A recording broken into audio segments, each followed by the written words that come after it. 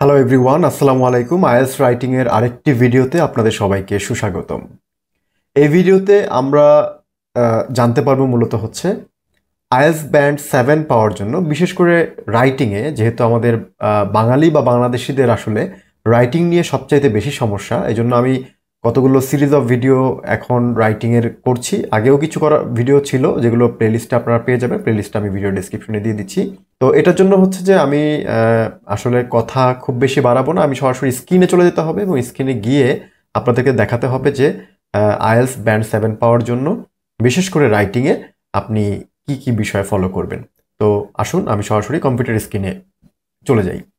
ওকে, আমি সরাসরি আমার কম্পিউটার স্ক্রিনে চলে এসেছি এবং এখান থেকে আমরা দেখব আসলে ব্যান্ড 7 পাওয়ার জন্য কি কি মূলত আপনাকে অনুসরণ করতে হবে, মানে ফলো করতে হবে। কারণ সবারই যেহেতু 6.5 7 এর ভিতরেই ম্যাক্সিমাম স্টুডেন্টের টার্গেট, এই জন্য আমি 7টা আজকে বর্ণনা করব যে ব্যান্ড 7 পেতে হলে কি কি বিষয় আপনাকে খেয়াল করতে হবে।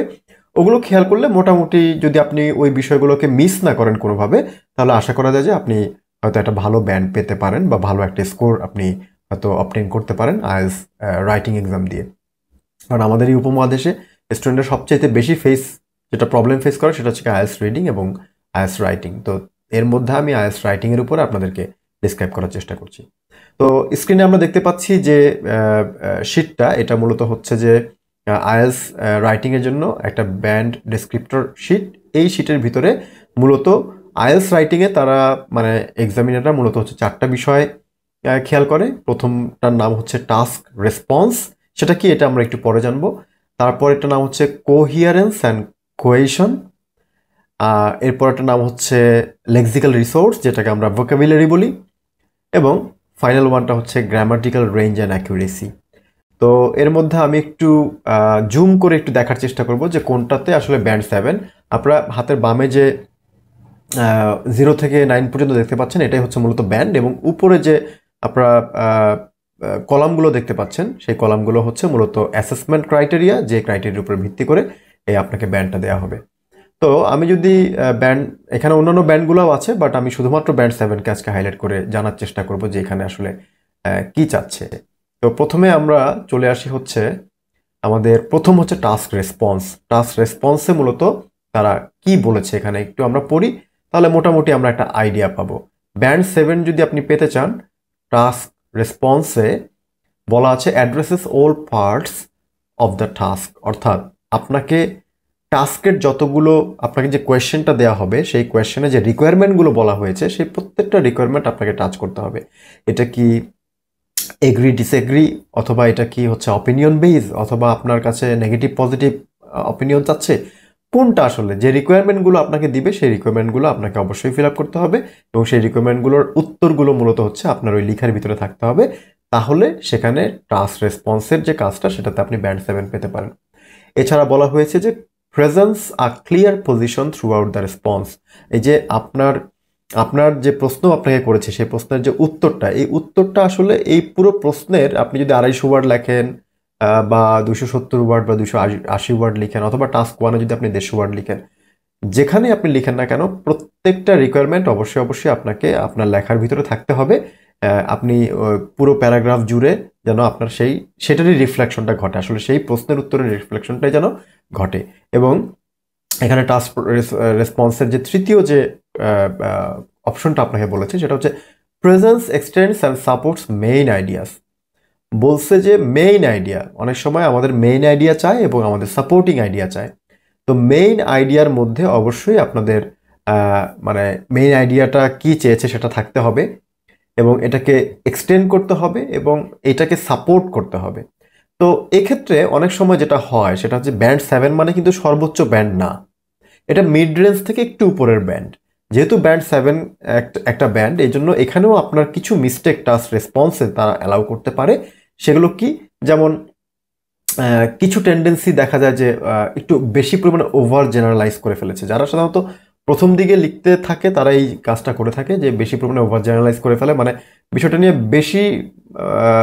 বেশি পরিমাণে লিখে ফেলেছে অনেকটা, আমরা এটাই বলতে পারি যে অতিরিক্ত লিখে ফেলেছে। এবং সাপোর্টিং যে আইডিয়া সেই সাপোর্টিং আইডিয়ার উপর একটু কম জোর দিয়েছে। অর্থাৎ আপনি যখন প্যারাফ্রেজ করবেন একটা লাইনকে, যখন আপনি লিখবেন আপনার মতো করে, তখন সেই লাইনটাকে আপনার এত বড় লাইনও করা যাবে না যে আপনার পরবর্তীতে সাপোর্টিং আইডিয়া দিতে সাপোর্টিং আইডিয়াটা ফোকাস থেকে চলে যায়। এই জন্য মেইন আইডিয়াকে ডিসক্রাইব করার সময় ওভার জেনারেলাইজ করা যাবে না, বাট সাপোর্টিং আইডিয়াকেও ফোকাস দিতে হবে।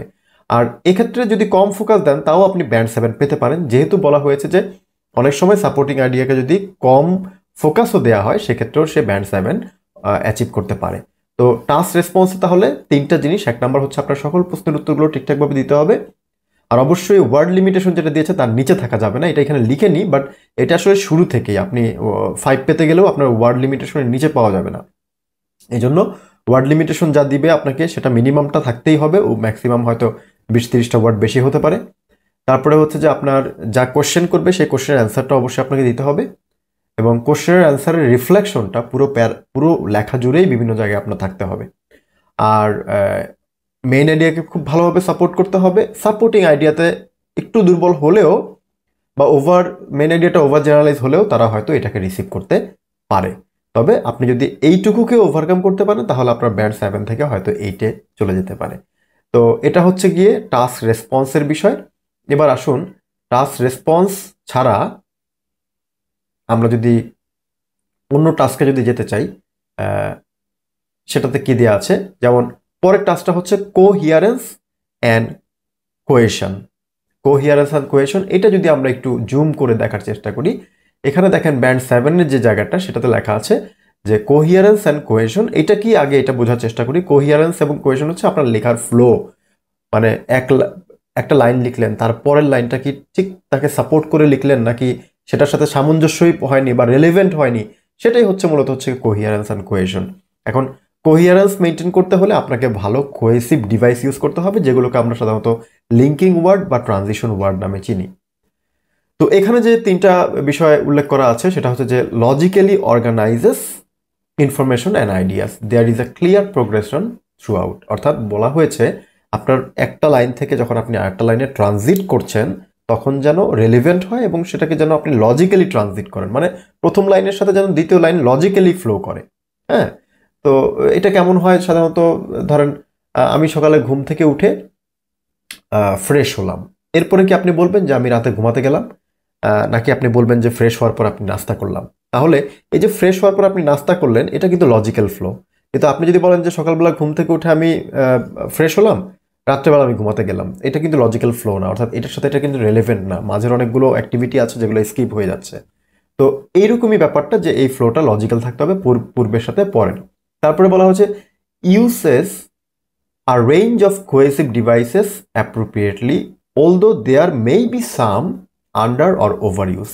বলা হয়েছে যে কোহেসিভ ডিভাইসগুলো সাধারণত ট্রানজিশন ওয়ার্ড, আমরা তো জানি এগুলো অনেকেই, firstly, secondly, on the other hand, conversely, but ইত্যাদি ইত্যাদি যতগুলো ট্রানজিশন ওয়ার্ড আছে বা লিঙ্কিং ওয়ার্ড আছে বা কানেক্টর আছে, এই কানেক্টরগুলোকে প্রপারভাবে ইউজ করতে হবে। তারপরও মাঝে মাঝে আপনি কানেক্টর যদি ওভার ইউজ করেন বা আন্ডার ইউজ করেন সেক্ষেত্রেও তারা এটাকে ব্যান্ড 7-এর আওতায় কিছুটা হইলেও অ্যালাউ করবে, কিন্তু অনেক বেশি হলে তখন কিন্তু করবে না। যেহেতু ব্যান্ড 7 সর্বোচ্চ স্কোর না, আমি আগেই বলে দিয়েছি, এজন্য হচ্ছে এখানে কিছু কিছু জিনিস তারা কনসিডার করবে আপনাকে।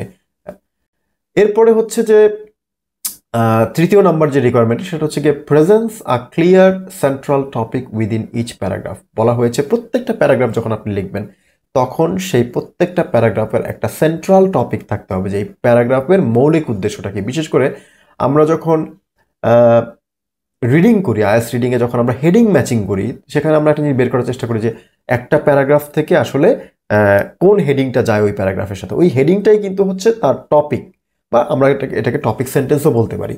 এই টপিক বা টপিক সেন্টেন্সটা ক্লিয়ার থাকতে হবে ওই প্যারাগ্রাফটা পড়ার পরে, ঠিক আপনারও একইভাবে একটা ক্লিয়ার টপিক থাকতে হবে। তাহলে আশা করি বুঝতে পেরেছেন যে কোহিয়ারেন্স অ্যান্ড কোহেশনে আপনাকে কি কি মেনটেন করতে হবে। আসুন আমরা এর পরে যেটা আছে ফিজিক্যাল রিসোর্স বা ভোকাবুলারিতে আসলে আপনার রিকোয়ারমেন্টগুলো কি সেগুলো একটু বোঝার চেষ্টা করি। এখানে ভোকাবুলারির ব্যাপারে যেটা বলা হয়েছে সেটা হচ্ছে uses a sufficient range of vocabulary to allow some flexibility and precisions. বলা হয়েছে যে মোটামুটি ওই পরিমাণ ভোকাবুলারি, সাফিসিয়েন্স রেঞ্জ মানে ওই পরিমাণ বা ওই পরিমাণ পর্যাপ্ত ভোকাবুলারি আপনাকে ব্যবহার করতে হবে যেইটা আপনার লেখার ফ্লেক্সিবিলিটি ঠিক রাখবে এবং লেখাকে প্রিসাইজ করবে, মানে এটাকে অনেক বেশি বড়ও করবে না আবার অনেক ছোটও করে ফেলবে না, অর্থাৎ এটাকে একটা প্রিসাইজ লেভেলে রাখবে। দ্বিতীয় যে ক্রাইটেরিয়া আছে সেটা হচ্ছে uses less common lexical items with some awareness of style and collocation. বলা হয়েছে যে তুলনামূলক কম কমন, মানে কম কমন বলতে এখানে আসলে যেই লেক্সিক্যাল আইটেমগুলো বা যেই শব্দগুলো খুব বেশি ব্যবহার হয় না, একটু রেয়ার ইউজ হয়, এই ধরনের কিছু শব্দ ব্যবহার করা, যেটা হচ্ছে যে স্টাইল বা কোলোকেটেড ওয়ার্ড হতে পারে, যেটা কোলোকেট যেন প্রপারভাবে, মানে যেটার মধ্যে যেন তার কোলোকেশনটা ভালোভাবে রিফ্লেক্ট হয়। অর্থাৎ শব্দটা আপনি লেস কমনটা ব্যবহার করেছেন, কিন্তু লেস কমনটা কি রাইট প্লেসে ব্যবহার করেছেন নাকি রং প্লেসে ব্যবহার করেছেন, তাহলে একটু আনকমন, একটু অ্যাডভান্স ভোকাবুলারি ইউজ করতে হবে, C1 লেভেলের ভোকাবুলারি ইউজ করতে হবে কিছু, সেটা অনেক না, কিছু ব্যবহার করতে হবে এবং সেটাকেও সঠিক জায়গায় কোলোকেট করতে হবে, সঠিক জায়গায়। আপনি যদি রং জায়গায় কোলোকেট করেন তাহলে কিন্তু হবে না। তো এইটা তাদের একটা রিকোয়ারমেন্ট, সেটা হচ্ছে লেক্সিক্যাল রিসোর্সের ভিতরে। এবং ফাইনাল ওয়ানটা হচ্ছে may produce occasional errors in word choice, spelling and or word formation। বলা হয়েছে যে হ্যাঁ, ওয়ার্ড চয়েসে কিছু ওকেশনাল ইরর হইতে পারে বা ভুল হতে পারে, সেটাকে তারা অ্যালাউ করে। সেটা হচ্ছে যে যেমন আমি সঠিক ওয়ার্ডটা চয়েস করতে পারি নাই, হয়তো রং ওয়ার্ড দিয়ে আমি সেন্টেন্সটাকে এক্সপ্লেন করে দিয়েছি, অথবা কিছু বানান ভুল হতে পারে। তারপরে হচ্ছে কি ওয়ার্ড ফরমেশন বা ওয়ার্ড যখন আমরা লিখি, সেই ওয়ার্ড লেখার ক্ষেত্রে আমরা হয়তো নাউনের জায়গায় ভার্ব দিয়ে ফেললাম বা ভার্বের জায়গায় নাউন দিয়ে ফেললাম, এই জাতীয় কিছু ভুলও হয়তো হতে পারে। এই জন্য এই কিছু এই ভুলগুলো যদি পরিমাণে কম হয়, এগুলোও তারা ব্যান্ড 7-এ অ্যালাউ করবে। অর্থাৎ এই জিনিসগুলো আপনার লেক্সিক্যাল রিসোর্সে হতে পারে। এবং এরপরে হচ্ছে ফাইনাল ওয়ান, যেটা ফাইনাল রিকোয়ারমেন্ট, সেটা হলো grammatical range and accuracy. Grammar খুব ইম্পর্ট্যান্ট লেখালেখি করার ক্ষেত্রে। তো এই যে গ্রামাটিক্যাল রেঞ্জ এবং অ্যাকিউরেসি, এক্ষেত্রে আপনার যে বিষয়গুলো খেয়াল করতে হবে সেটা হচ্ছে কি uses a variety of complex structures. আপনাকে একটু কমপ্লেক্স স্ট্রাকচার ইউজ করতে হবে। কমপ্লেক্স স্ট্রাকচারের ভিতরে সিম্পল কমপ্লেক্স কম্পাউন্ড সেন্টেন্স পড়তে পারে, তারপরে হচ্ছে সুপারলেটিভ কম্পারেটিভ ডিগ্রি হতে পারে বা ডিগ্রি বেস সেন্টেন্স হতে পারে। এছাড়া হচ্ছে লিঙ্কিং ওয়ার্ড বা কনজাংশন যুক্ত করেও কিছু সেন্টেন্সকে বড় করা যায়, সেগুলো হতে পারে। তো এই ধরনের কিছু কমপ্লেক্স স্ট্রাকচার আপনাকে ব্যবহার করতে হবে, তবে সেটা প্রতি লাইনে লাইনে না, পুরো লেখার মধ্যে একটা পরিমাণ হিসাব করে সেখানে আপনাকে দিতে হবে। এরপরে হচ্ছে produces frequent error free sentences. চেষ্টা করতে হবে যে প্রত্যেকটা বাক্য যেন ভুলবিহীন হয়। অর্থাৎ বাক্যের ভেতরে যদি আপনি টেন্সে ভুল করে ফেলেন অথবা ভার্বে ভুল করে ফেলেন, তাহলে কিন্তু আপনার এটা সাবজেক্ট ভার্ব এগ্রিমেন্টে যদি না ম্যাচ করে, তাহলে এই ব্যাপারগুলোকে আপনাকে একটু কন্ট্রোল করতে হবে। Has good control of grammar and punctuation. যথেষ্ট পরিমাণে গ্রামার এবং পাংচুয়েশনের কন্ট্রোল থাকতে হবে আপনার মাঝে। But May make a few errors. কিন্তু এর মধ্যে কিছু ভুলও হতে পারে, সেই ভুলটাকে তারা ব্যান্ড 7-এর জন্য অ্যালাউ করবে।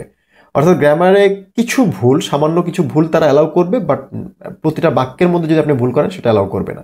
সেক্ষেত্রে আপনার কিন্তু মার্ক ডিগ্রেডেশন হবে, অর্থাৎ মার্ক কমে যাবে। তো মোটামুটি আমার মনে হয় যে আপনারা বুঝতে পেরেছেন যে অ্যাকচুয়ালি ব্যান্ড 7 পেতে হলে কি কি বিষয় খেয়াল করতে হবে। যদি পরিপূর্ণ আপনার কাছে বিষয়টা ক্লিয়ার না হয়, তাহলে আমি বলবো যে আপনি আমার ভিডিওটা আবার রিপিট করে দেখেন এবং খাতায় কিছু নোট নেন। এখন কথা হচ্ছে যে আপনি তো লিখতেই, মানে যারা একেবারে লিখতেই পারেন না, যারা লিখতে পারেন আমার এই ভিডিওটা তাদের জন্য পারফেক্ট, বাট যারা একবারে লিখতেই পারেন না, তারা এটাকে মাথায় রাখেন, কিন্তু এটাকে মাথায় রেখে এখন আপনি লিখতে পারবেন না। আপনাকে যেটা করতে হবে, আগে ফ্রি হ্যান্ড রাইটিং লেখার প্র্যাকটিস করতে হবে, আপনাকে প্রচুর পরিমাণে লিখতে হবে এবং পড়তে হবে, প্রশ্নের উত্তর পড়তে হবে, লিখতে হবে। এটা কন্টিনিউয়াস প্র্যাকটিস করতে করতে একটা সময় গিয়ে যখন আপনি ব্যান্ড 6 বা ব্যান্ড 5.5 পাওয়ার উপযোগী হবেন, মিনিমাম ব্যান্ড 5.5 to 6 পাওয়ার উপযোগী হবেন, তখনই আপনি এই বিষয়গুলো যেগুলো আমি এখন আপনাকে বললাম সেগুলো আপনি মেনটেন করতে পারবেন। কারণ আপনি যদি খুবই পুয়ার লেভেলের হন, তাহলে আপনার পক্ষে এগুলো মেনটেন করা সম্ভব না। আর আপনার যদি আপনি এখনই ব্যান্ড 5.5 বা 6 পাওয়ার উপযোগী হন, তাহলে আমি যা যা বললাম এই বিষয়গুলো খেয়াল করার জন্য যে মেন্টাল সেট আপ থাকা দরকার আপনার, বা স্কিল সেট আপ থাকা দরকার, সেটা অবশ্যই আপনার মধ্যে আছে। যাই হোক, আমার এই ভিডিওটি কেমন লেগেছে অবশ্যই ভিডিওর কমেন্টে জানাবেন। যারা আইএলটিএস রাইটিং নিয়ে ফাইট করছেন তাদের জন্য আমার অনেকগুলো ভিডিও সামনে আসছে। এই ভিডিওগুলো এক এক করে দেখতে থাকুন এবং বন্ধুদের সাথে শেয়ার করুন যারা আইএলটিএস রাইটিংয়ে ভালো করতে চায়। যে কোনো ধরনের মতামত, পজিটিভ বা নেগেটিভ, আমরা রিসিভ করতে রাজি আছি। এবং আপনার এই কমেন্ট, আপনার মতামত আমাকে ভবিষ্যতে কাজ করতে অনেকটা হেল্প করবে। হ্যাঁ, আমি নিজে ব্যক্তিগতভাবে আইএলটিএস-এর উপরে কোর্স করাই। যদি কেউ আমাদের কাছে কোর্স করতে চান, সেখানে আমিও কোর্সে ইনভলভ থাকি। তো তারা চাইলে আমাদের কোর্সের বিভিন্ন ধরনের কোর্স অপশনগুলো, একেবারে যারা পুয়ার বেসিক তাদের জন্য অথবা যাদের বেসিক ভালো তাদের জন্য 2 ধরনের কোর্সই আমাদের আছে, যেটা আপনারা ভিডিও ডেসক্রিপশনে পেয়ে যাবেন। তো আর আজকে আর কথা বলতে চাচ্ছি না, ভিডিওটি ভালো লাগলে বন্ধুদের সাথে শেয়ার করে দিবেন। আজকে এই পর্যন্তই। Thank you very much. আসসালামু আলাইকুম।